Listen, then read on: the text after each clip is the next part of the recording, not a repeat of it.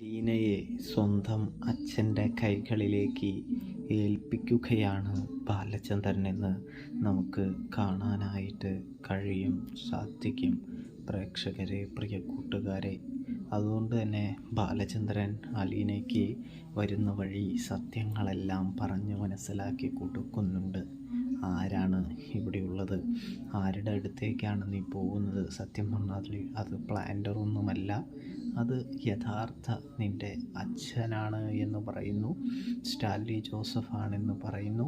ഇതേ സമയം അലീനയാണെങ്കിൽ എന്നെ സ്വീകരിക്കാൻ അദ്ദേഹം തയ്യാറാണെന്ന് പറഞ്ഞു എന്ന് ചോദിക്കുമ്പോൾ ഉവ്വ എന്ന് നമ്മുടെ ബാലചന്ദ്രൻ പറയുന്നു.